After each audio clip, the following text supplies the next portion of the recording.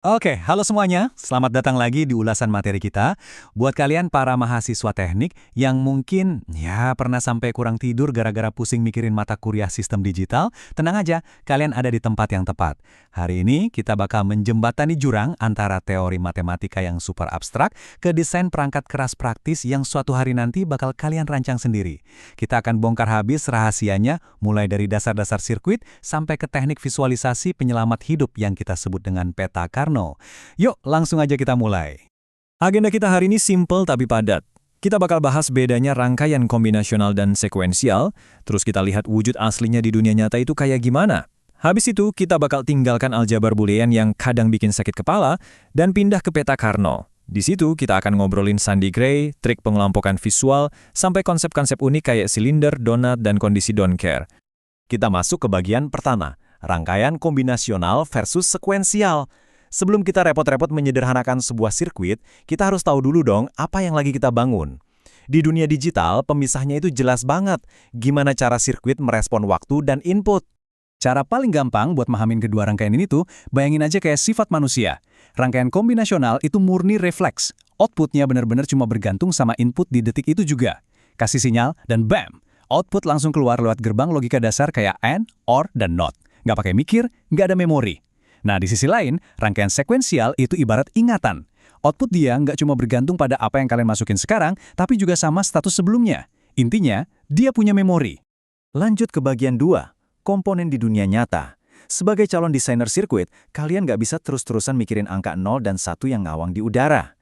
Kita harus bawa teori ini membumi ke komponen fisik yang beneran ada di atas microchip. Contoh paling sempurna buat logika kombinasional murni, itu adalah multiplexer. Bayangin, multiplexer ini kayak petugas pengatur lalu lintas kereta api. Ada banyak banget jalur input yang masuk, tapi petugas ini secara instan harus milih satu jalur buat diterusin ke pintu keluar. Dan itu murni berdasarkan sinyal saat itu juga. Dia nggak perlu repot-repot nginget kereta apa yang lewat kemarin. Super cepat, reaktif, dan tanpa memori sama sekali. Sebaliknya, mari kita sambut elemen dasar logika sekuensial, flip-flop. Ini tuh ibarat perangkat yang mengunci satu nilai biner, 0 atau 1, dan ditahan erat-erat sampai ada detak clock baru yang nyuruh dia berubah. Ya, inilah memori 1 bit kalian. Terus, kalau kalian jejerin beberapa flip-flop ini barengan, jadilah sebuah register yang siap nyimpen data yang jauh lebih besar. Nah, kita udah punya gerbang logika, kita juga udah punya memori. Di atas kertas, kita bisa aja merangkai ribuan komponen ini secara mentah langsung dari tabel kebenaran. Tapi, jadinya apa? Microchip raksasa yang boros daya, gampang panas, dan pastinya mahal banget. Jadi pertanyaan krusialnya, gimana cara kita menyederhanakan semua kerumitan ini?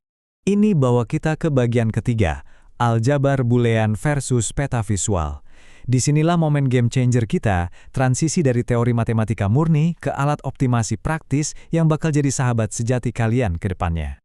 Secara tradisional, kita biasanya nyelesain ini pakai aljabar boolean, pakai hukum-hukum kayak De Morgan. Ya, emang jalan sih. Tapi jujur aja deh, nulis persamaan panjang berhalaman-halaman cuma buat sadar kalau kalian salah naruh tanda minus di baris ketiga. Itu nyiksa banget kan? Solusinya? Peta Carnot atau K-map. Daripada pakai rumus yang panjangnya minta ampun, K-map ini pakai kotak-kotak spasial 2 dimensi. Ini jalan pintas visual yang brilian banget dan dijamin anti pusing. Masuk ke bagian 4, Sandy Gray dan pengelompokan. Tapi tahan dulu, kalian nggak bisa tuh sembarangan ngelempar angka 0 dan 1 gitu aja ke dalam peta ajaib ini. Ada aturan mainnya biar alat ini berfungsi secara akurat.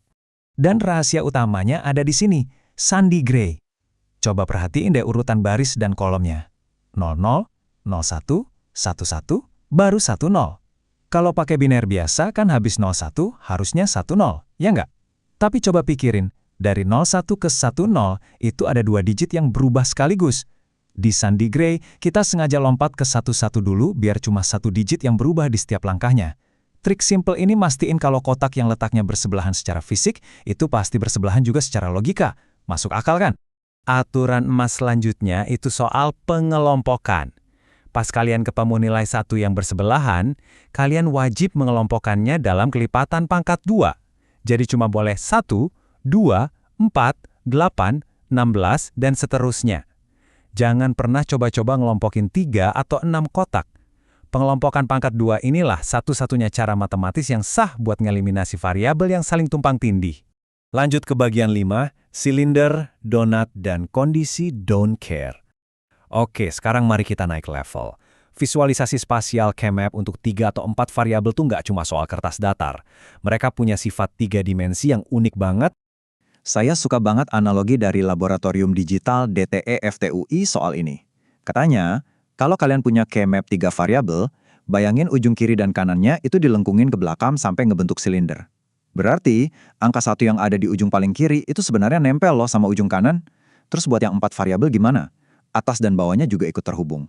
Melengkung jadi bentuk donat. Kalian bahkan bisa ngebungkus ke 4 sudut paling luar Kmap jadi satu kelompok raksasa. Keren kan? Mekanismenya sebenarnya sesederhana ini. Setelah peta dilipat-lipat di imajinasi kalian, dan nilai 1 udah dikelompokin, tinggal scan aja grup tersebut. Lihat, variabel mana yang nilainya konsisten? Kalau variabel A selalu bernilai 1 di dalam grup itu, maka A masuk ke persamaan final. Tapi, kalau nilai B berubah-ubah, kadang 0, kadang 1 di grup yang sama, langsung buang aja.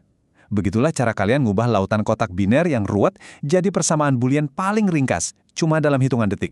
Dan terakhir, ini dia senjata rahasia tiap engineer, kondisi don't care, yang biasanya dilambangin pakai huruf X. Kadang tuh ada input yang secara logis mustahil terjadi, misalnya angka BCD di atas 9. Karena sistem nggak bakal pernah nerima input itu, kita bebas aja nggak perlu peduli outputnya mau 0 atau 1. Nah, perlakukan si X ini kayak kartu joker. Anggap dia 1 kalau itu bisa bantu kalian nyaplok grup angka 2 yang ukurannya lebih besar, atau diamin aja jadi 0 kalau emang nggak kepake. Ingat, makin besar ukuran grupnya, bakal makin simple sirkuit yang kalian bikin. Oke, jadi gini. Tahu cara merangkai rangkaian kombinasional instan atau rangkaian sekuensial itu baru langkah pertama. Tapi kemampuan menguasai peta Karnaugh, melipat-lipat donat logika di pikiran kalian, dan dengan cerdik manfaatin kondisi don't care buat ngebantai gerbang logika yang nggak perlu, itulah yang bikin beda antara seorang amatir dan insinyur sejati. Jadi, sebelum kita tutup, coba renungin ini. Gimana setiap variabel tunggal yang berhasil kalian coret di atas kertas hari ini bakal ngaruh ke seberapa dingin, seberapa kecil, dan seberapa murah microchip yang akan kalian ciptakan di masa depan. Teruslah berinovasi, dan sampai jumpa di ulasan materi berikutnya.